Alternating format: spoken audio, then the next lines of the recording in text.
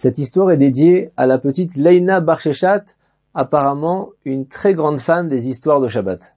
Bonjour Benjamin Ben Ramou, j'espère que tout va bien. Je voulais te dire que ça je l'attendais depuis très longtemps et ce Shabbat pendant Pessah, j'ai raconté plein d'histoires grâce à toi parce que tu racontes très bien les histoires. C'est l'histoire cette semaine de Ilan Ramon. Né le 20 juin 1954 à Ramat Gan en Israël, il est pilote de chasse, colonel dans l'armée israélienne et le premier astronaute israélien. En 1997, comme vous le savez peut-être, il est sélectionné pour participer à la mission de la navette spatiale Columbia.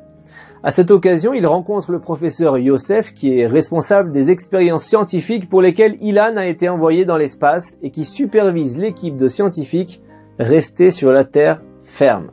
Pour la préparation au décollage, Ilan vient très souvent rendre visite au professeur Yosef. Un jour, il remarque une toute petite boîte en bois sur une étagère. Et il demande au professeur « Qu'est-ce que c'est ?» Le professeur lui explique qu'il s'agit d'un minuscule Aron Kodesh, une arche sainte miniature qui renferme un minuscule Sefer Torah, un rouleau de la Torah. Le professeur Yosef lui montre l'objet saint et lui raconte son histoire. Il lui dit « Nous habitions Berlin en Allemagne en 1933. Après l'arrivée des nazis au pouvoir, mes parents n'ont pas hésité bien longtemps pour réaliser notre rêve de monter vivre en Israël. Nous nous sommes installés à Tel Aviv. Mon petit frère est tombé malade quelques temps plus tard et nous avons été forcés de retourner en Europe pour qu'il reçoive le traitement approprié. Nous nous sommes installés à Amsterdam, aux Pays-Bas, à 2 pâtés de maison de la famille d'Anne Frank. Et en 1942, nous avons été déportés à Westerbork, un camp de regroupement et de transit nazi au nord-est des Pays-Bas. Un an plus tard, nous avons été séparés de nos parents et envoyés dans le camp de concentration de Bergen-Belsen en Allemagne. Avant de nous quitter, mon père m'a dit une phrase qui m'a sans doute obligé à rester en vie coûte que coûte. Il m'a dit « Prends soin de ton petit frère et sois pour lui un père et une mère ».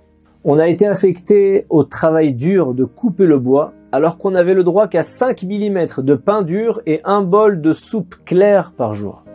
Les déportés mouraient en grand nombre, de faim, de maladie, de faiblesse, sans compter les coups de fouet de leurs gardiens. J'étais aussi chargé de ramasser leurs corps. J'ai servi de cobaye aux médecins allemands qui m'ont injecté de mystérieux produits qui heureusement ne m'ont laissé aucune séquelle. Le grand rabbin des Pays-Bas, Rav Dosberg, détenu dans la même baraque que moi, s'était rendu compte que j'aurais bientôt 13 ans et il s'était mis en tête de célébrer dignement ma bar mitzvah. Rav Dosberg avait réussi à emporter avec lui un tout petit Sefer Torah. Après d'épuisantes journées d'esclavage, il me prenait à part le soir et il m'apprenait à lire et à préparer un discours. Un matin à 3h moins le quart, 1 heure avant notre réveil quotidien, la cérémonie a eu lieu. J'étais très ému. C'était ma bar mitzvah. Je me souvenais de la bar mitzvah d'un ami à mon frère à Amsterdam, les invités, les cadeaux, le discours qu'il avait prononcé dans la synagogue. Je pleurais d'émotion, de dépit et de douleur. Mes pieds étaient congelés, ils étaient bandés, il faisait horriblement froid. Puis on murmure mon nom pour m'appeler à la Torah. Le Rav se tient debout, entouré d'autres courageux détenus. On commence la prière et là, on entend frapper à la porte. On est tous figés, quelqu'un est allé ouvrir la porte, on a appelé mon nom. C'est ma mère qui a réussi tant bien que mal dans la nuit noire à rendre visite à mon père et à mon frère à l'hôpital du camp, puis à venir me voir. Une femme n'était pas autorisée à entrer dans le camp des hommes. Elle voulait entrer dans la baraque, mais les détenus ont eu peur, alors elle a essayé de tout suivre de l'extérieur. J'ai lu mon maftir, la dernière montée à la Torah, j'ai prononcé mon discours et je prenais soudain conscience de ce qui se passait. J'avais fêté ma bar mitzvah en plein camp de concentration. J'avais atteint ma majorité religieuse dans des conditions indescriptibles.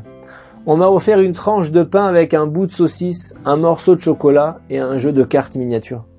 Le Rav Dosberg me bénit et tout le monde me complimente « Mazal Tov, Mazal Tov, Mazal Tov ». Je sors embrasser ma mère qui m'offre sa portion hebdomadaire de pain et une paire de gants en flanelle qu'elle a réussi à dérober à son travail. Je la raccompagne jusqu'au portail et je retourne à la baraque. Avant l'appel, le Rav a attendu que la baraque se vide pour me prendre à part et il m'a dit « Mon cher garçon, il semble que tu aies plus de chances que moi de sortir d'ici vivant. Je te demande de prendre ce Sefer Torah. Et je veux te demander encore une chose. Promets-moi qu'après ta sortie d'ici, tu raconteras au monde notre histoire, l'histoire de ce Sefer Torah. » Et maintenant, le professeur Yosef dit « Ce Sefer Torah me rappelle chaque jour ma promesse que j'ai faite au Rav Dosberg. mais je n'ai jamais su comment la réaliser. Comment raconter mon histoire à tout le monde? Et là, l'astronaute Ilan Ramon reste silencieux, très ému. D'autant plus que sa propre mère est une survivante de l'Holocauste. Quelques mois plus tard, Ilan Ramon a une idée. Il demande au professeur Yosef de l'autoriser à emporter le Sefer Torah miniature avec lui dans l'espace comme objet représentant le peuple juif, puisque chaque astronaute devait amener un objet qui représente quelque part ce qu'il est ou son peuple. Le professeur est très surpris, mais il accepte. La navette Columbia a été lancée le 16 janvier 2003, avec 7 astronautes à bord, dont Ilan Ramon. Le 21 janvier, une conférence de presse est organisée entre Ilan Ramon, qui est dans la navette, et le premier ministre israélien de l'époque, Ariel Sharon, s'est retransmis et suivi en direct dans le monde entier. L'entretien commence, le premier ministre Ariel Sharon lui demande de décrire qu'est-ce qu'il y a de là-haut qu'on ne peut pas apercevoir d'en bas, et Ilan Ramon décrit à quoi ressemble son beau pays Israël vu de la navette spatiale. Ilan Ramon prend ensuite une pause, le temps de sortir et lever vers la caméra un minuscule Sefer Torah.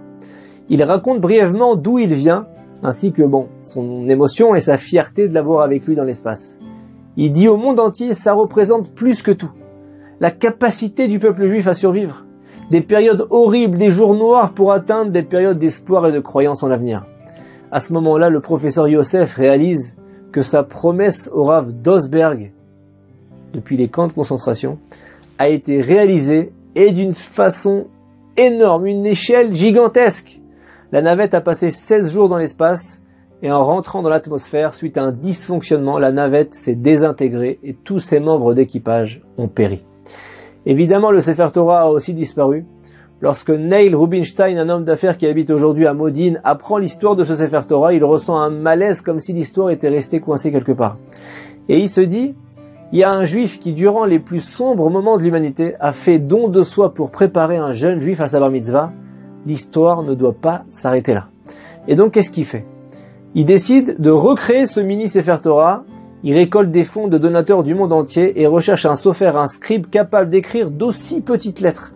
Le 8 octobre 2021, la Achnasat Sefer Torah, l'inauguration du rouleau de la Torah, a lieu à l'école Ilan Ramon de Modine dans une émotion toute particulière. Des camarades de classe de pilotage de Ilan Ramon sont présents, le petit-fils du Rav Dosberg, le Rav Israël Meir Lau et d'autres survivants de la Shoah viennent. Le Sefer Torah est destiné à voyager dans le monde de bar mitzvah en bar mitzvah, permettant à une promesse d'un jeune juif de Bergen-Belsen à l'époque d'être réalisée encore et encore pour les générations à venir. Le Talmud nous apprend que l'écriture d'un Sefer Torah est une très grande ségoula, une grande vertu pour préserver tout ce que l'on possède. Ce Sefer Torah avait survécu à la Shoah avant d'être détruit dans l'espace 60 ans plus tard, puis réécrit de nouveau. Il illustre à merveille la promesse de la Gemara en préservant tout ce que le peuple juif possède, la Torah, la parole divine perpétuelle transmise de génération en génération. Shabbat Shalom.